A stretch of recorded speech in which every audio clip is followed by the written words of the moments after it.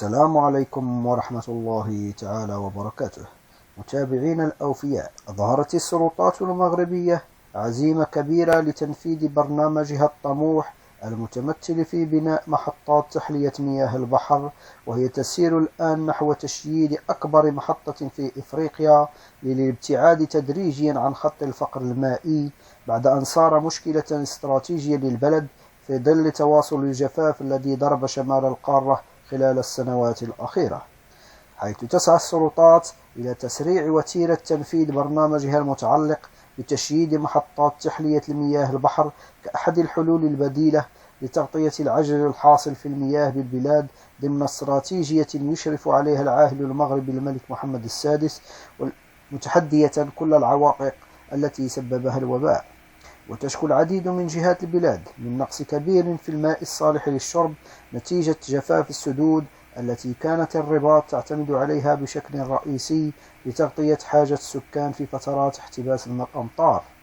وكشف وزير التجهيز والنقل والإمدادات والماء السيد عبد القادر عمارة خلال مداخلة أمام لجنة البنى التحتية والطاقة والمعادن في مجلس النواب الخميس الماضي عن مشروع لبناء محطة لتحلية المياه ستقام في مدينة الدار البيضاء، وهي تعتبر الأكبر في إفريقيا. وقال عمارة إن التحول الذي سيحصل في المغرب هو إحداث أكبر محطة لتحلية مياه البحر على مستوى إفريقيا بطاقة استيعابية 300 مليون متر مكعب سنويا، حيث من المتوقع أن تحدث تحولا بنيويا في قضية الماء ببلادنا. وتؤكد الحكومة أن المشروع سيكون بالشراكة بين القطاعين العام والخاص، ويحتاج إلى استثمارات بقيمة 1 مليار فاصلة 97 أي 420 مليون دولار. سيخصص نحو 220 مليون دولار لتهيئة البنية التحتية للقطاع الزراعي، والباقي سيذهب إلى تهيئة البنية التحتية لإيصال الماء الصالح للشرب. وأشار المدير العام للمكتب الوطني للكهرباء والماء الصالح للشرب السيد عبد الرحيم الحافظي في وقت سابق إلى أن المشروع سيوفر 150 ألف متر مكعب يوميا موجهة للماء الصالح للشرب، وسيستفيد منه ما يناهز 1,600,000 نسمة، كما سيعمل على تطوير القطاع الزراعي وكل ما يتعلق بإشكالية الري. وأثار تأخر نزول الأمطار خلال المواسم الخمسة الأخيرة القلق إزاء تحقيق نتائج هزيلة وارتفاع أسعار المواد الزراعية في الأسواق المحلية، لكنه طول الأمطار في الفترة الماضية بدد هذه المخاوف مؤقتا. ويندرج مشروع محطة تحلية المياه في أكادير ضمن رؤية الملك محمد السادس لتأمين التزويد بالماء الشروب في كامل أنحاء البلاد، وكذلك في إطار البرنامج الوطني للتزويد بالماء الشروب ومياه السقي 2020-2027 باستثمارات تبلغ 115 مليار درهم أي حوالي 12 مليار دولار. ويتوخى البرنامج تعزيز الرصيد الوطني من المياه بإنشاز 20 سدا كبيرا بسعة 5.38 مليار متر مكعب، ما سيمكن من بلوغ سعة تخزين إجمالية تقارب 27.3 مليار متر مكعب.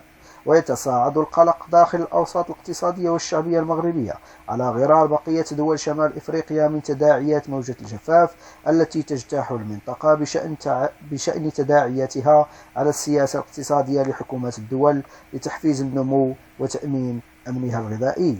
ولطالما حذر المختصون من أن ندرة المياه ستكون مشكلة مزمنة إذا لم تتمكن السلطات من إيجاد حلول جذرية وعاجلة على المدى القريب لتطوير إمكانيات البلاد في تخزين المياه للابتعاد تدريجيا عن خط الفقر المائي. ويعتمد المغرب بشكل كبير على الأمطار لتحقيق أمنه الغذائي، وسط تحذيرات من أن الاحتياطات المائية لن توفر الحاجات الأساسية لاقتصاد البلد وسكانه البالغ عددهم قرابة 34 مليون نسمة على المدى المتوسط والبعيد. وكباقي دول شمال إفريقيا يواجه المغرب شحا في المياه بسبب الجفاف، ولذلك فإن العمل على بناء محطات تحلية مياه البحر سيكون أحد الحلول المستدامة لمواجهة الفقر المائي. وقد قال عمارة إنه استجابة للتحديات الراهنة سيتم الاعتماد على بناء السدود وتحلية مياه البحر ونجاعة استعمال الماء. ورغم دخول مشاريع تحلية مياه البحر حيز التشييد، لكن خبراء يعتقدون أنها ليست كافية لحل المشكلة التي يتوقع أن تزيد إذا ما واجهت البلاد أزمة جفاف جديدة.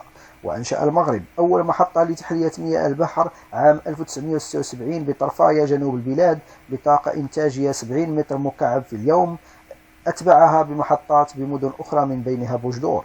وكان السيد الحافظي قد دشن في شهر مايو الماضي مشروع تحلية مياه البحر بإقليم حسيمة بعد انتهاء التجارب الفنية عليها قبل دخولها الخدمة.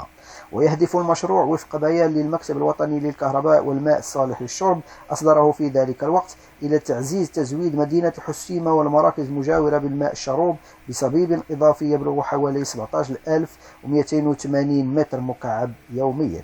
وفي فبراير عام 2016 دشن الملك محمد السادس المرحلة الأولى من مشروع معمل لتحلية مياه البحر المنجز باستثمار إجمالي تفوق قيمته 6.1 مليار درهم، أي 670 مليون دولار بالمركب الصناعي الجرف الأصفر.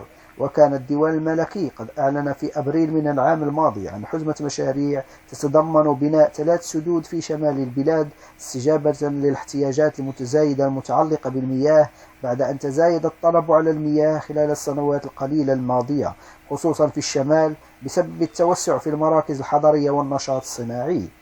وبحسب الإحصائيات الرسمية إن المغرب يمتلك حوالي 23 مليار متر مكعب من المياه في المتوسط سنويا، ويبلغ العجز السنوي من نحو مليار متر مكعب.